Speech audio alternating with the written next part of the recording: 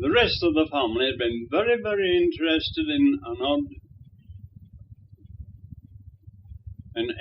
odd episode that happened, absolutely true, right to the letter, to the narrator.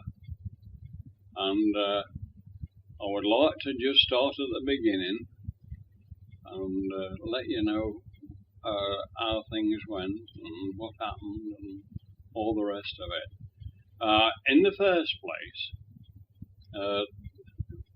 we started off with a drop of rum in the forces, and you know what that means. Anybody that's been there, you have a drop of rum for purpose to bolster you up.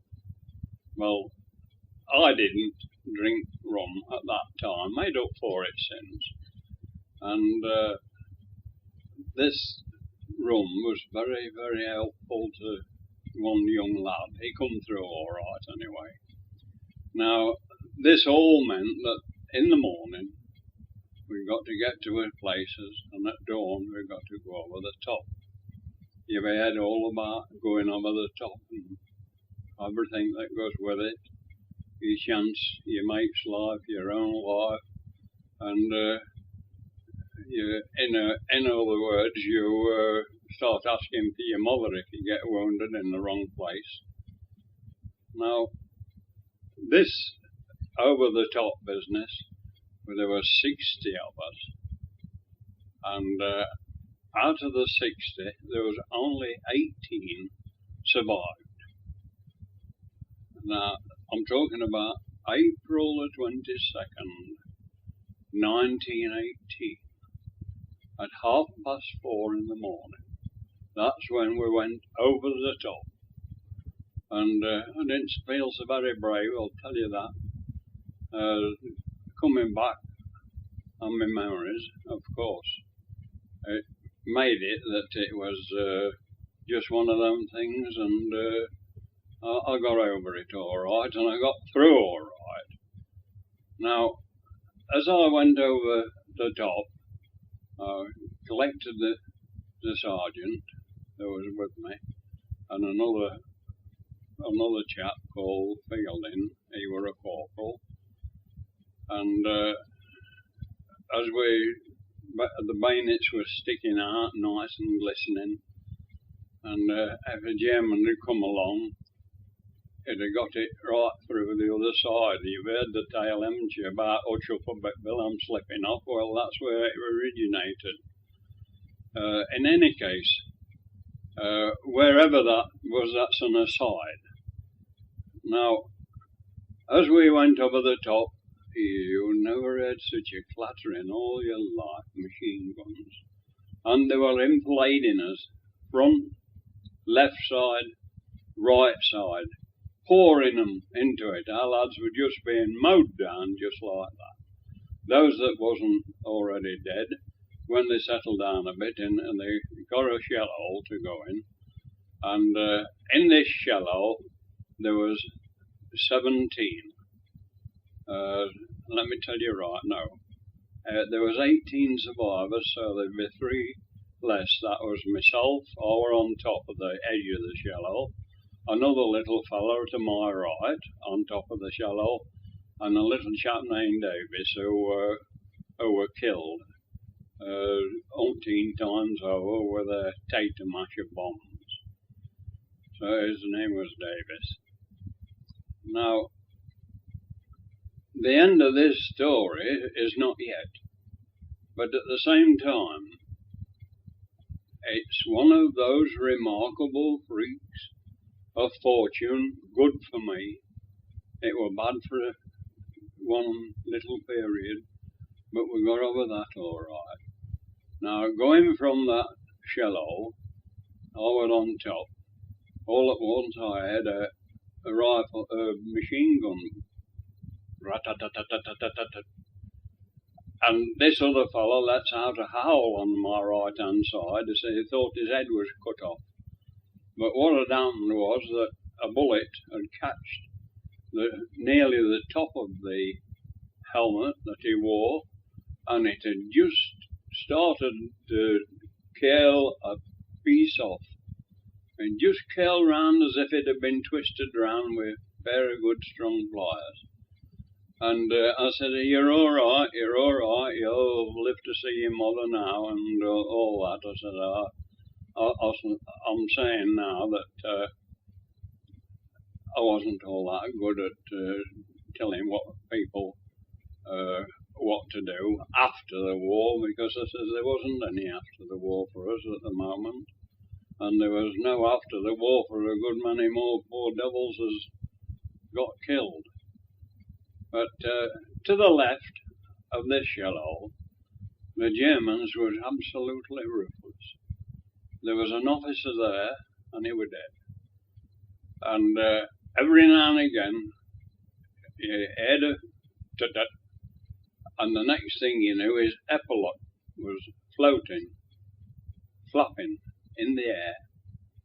And you look that way and you seen dust, because you always see that if a bullet strikes the uniform.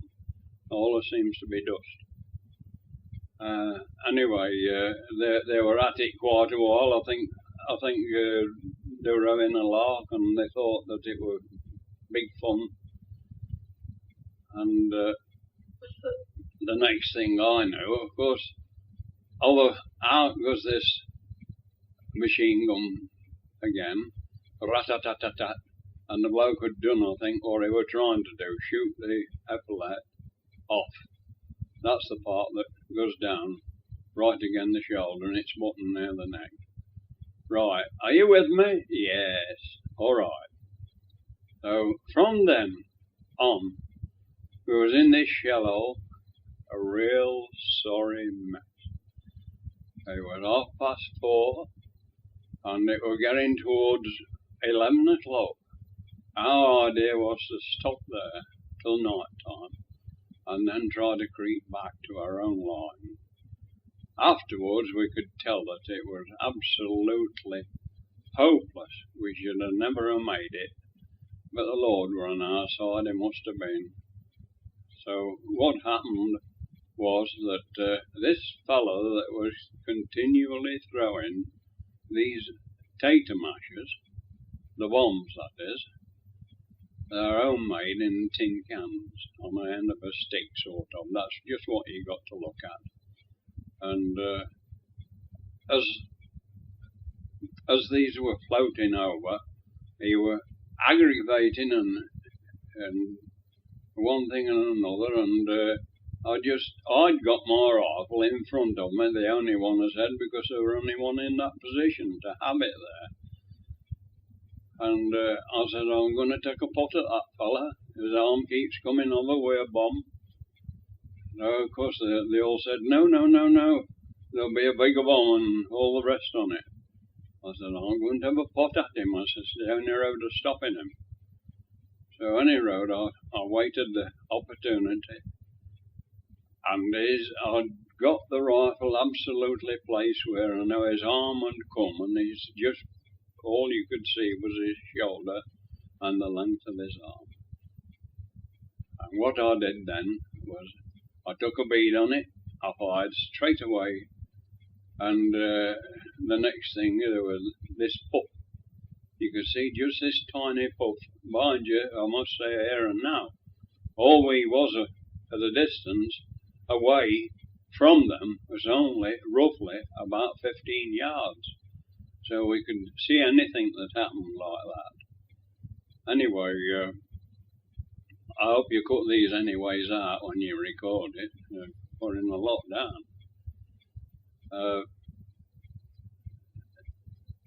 A white flag that they use in the army, that's handkerchief that's nearly white, but it ain't got pencil on it. And it was put on the end of a rifle and waved in the air from the Germans. And one fella, I'll always say what a brave lad he was, he stood up and said, "Here come," which is "come here" reversed in English. "Here come" means "here come" or "come here." And of course, as soon as it got halfway down the shell hole, it was a terrible big one. One of the lads got up and he said, "I'm going in." I said, "You follow me." He said, "I ain't," and he'd done no more than run. And of course, when he run straight to the Germans. There was no firing, everything was quiet. And then they all went, one after the other, like Brown's cows. So I stopped behind, really, to anybody who didn't want anybody to be in the shell hole, and with their agonised legs shot off or whatever might have happened to them. But anyway, we cleared the shell hole complete. And it seems, as I said, nature's calls and all the rest of it. The man on the bottom, he was dead. He were recipient of all the waste and all that sort of thing. And of course, it was one of those things. Now, the next thing that happened was they stopped me. I was the last man. And they stopped me, the same little brave little chap, and he made it known to me that he wanted me to go back to all my comrades as were dead and get the bully beef tin out of the pack, the pack that is in the front of the tunics, along with the bandages, first aid. So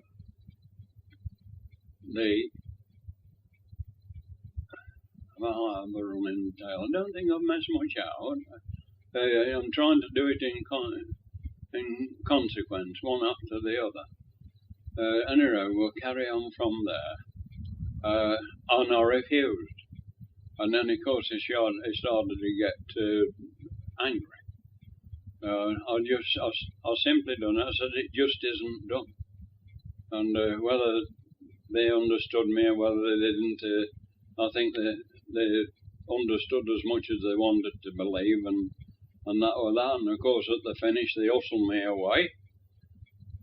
And I was going towards the lines at the back, where all the previous ones, those that couldn't walk or they were being carried to stretchers. And all at once there were two fellas came out. When I say fellas, of course I mean one was an under officer and the other one was a private German. And they were waving the rifle at me, and they were also waving a bullet at me, and nearly going berserk. And of course I don't know what it were all about. And I thought to myself, is this the bullet that I fired? Because it was bent right over L-shape.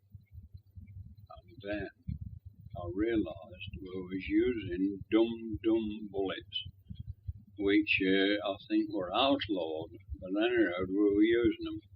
And the consequence of that was that these two fellas, they got hold of me one each side and rustling me towards a tree. They were only the stump of the tree, but there were plenty. And their intentions were plain enough to me. What they were going to do was prop me up against the and shoot them, say, shoot me. So I nearly reached the tree with them taking me to it. And then there were another hullabaloo and guttural language and one thing and another. And the two officers came out of the same sap as these two fellas had come out of. And they played Merry Hell with these two Germans, the under officer, he was like corporal, and the private, and made them look a bit crestfallen for themselves. And of course they brought me in. Well, they tried to still tried to tell me why it got so angry. I understood it in as best I could, and one of the German officers, he were high-ranking, and he explained to me as near as he could what it were all about. So anyway, they said they were waiting for me further along the line at the back, and what they done, they hustled me out. They hustled me to this particular place where they'd all stopped waiting for me. And there was a fellow there laying on a stretcher with his shoulder all bound up. My feelings were indescribable. I'd done it. That was that bullet. And that was what they were playing hell about. The dum bullet had hit him in the shoulder, and it had twisted down his arm and ripped some of his muscle away. And he were lucky it hadn't gone further inward towards the back of the lungs and catched his arm, but it didn't. To cap it all, they appointed me to get hold of one of the handles of the stretcher that he were lying on, and the three other chaps, our chaps, they had to carry the other three handles that they were lying on. I must explain, by the way, that the ground was very, very rough, and two men couldn't carry the stretcher over the ground, so they had to be one on each handle of the stretcher. And the remarkable part about all this was that I'd done this really. I'd got angry with this fella. We were helpless, and he was taking a certain amount of pleasure, and he was looking at us as if he'd like do the same to us. Of course he couldn't, and we carried him somewhere about 3 or 4 miles till we were back of the lines, and so endeth the first lesson, if you like. I mean, there's not much really to add to that. The tales that we'd heard about them being short of fat, short of transport, of all sorts, was absolutely true. We've seen it with our own eyes. Even old cart wagons from off the farms, and they've been pressed into service. So all's well, really, that ended well, and I finished up in, of course, prisoner of war camp, and it was different, of course, to the war camps such as Balsam and all these other coldies. But in any case, it was bad enough. As a matter of fact, in some cases it was worse, because when it come to feeding us, all the rations that we got was a piece of brown bread. It would be about 2 inches by 3 inches by 3 inches, and that had got to last us the day. Sauerkraut, which is their stew and main ingredient, we could have as much as we liked of that, and it were all salted and all that. And they had dogfish. They had something that was really, it wasn't putrid, but it had been kept in a barrel since 1904, and so had the sauerkraut. But anyway, the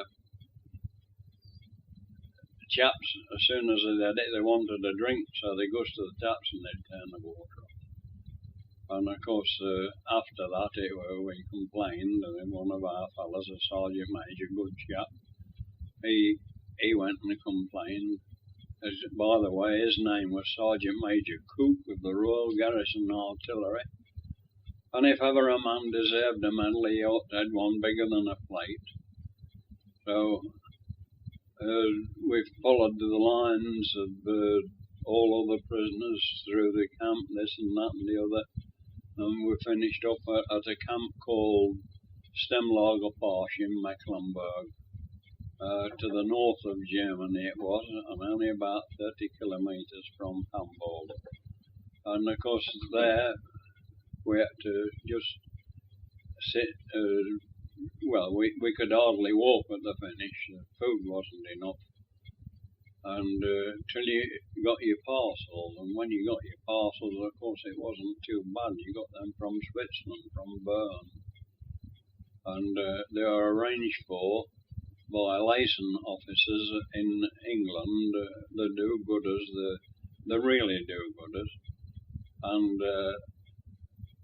all what we had in the way of food extra was organised by these people. So when I said here in the first lesson, actually it don't. There's continuation of one thing and another. I could write, I dare say I could write 3 or 4 amazing episodes like that, but I will say that I will vouch that every word that I have said was absolutely true. Thank you very much for the recording, and I think it's eased the family down a bit. They so did want to record it, and now I think they're just going to, there's not much more to say, so I think they're going to switch off. So bye bye, anybody interested, bye bye.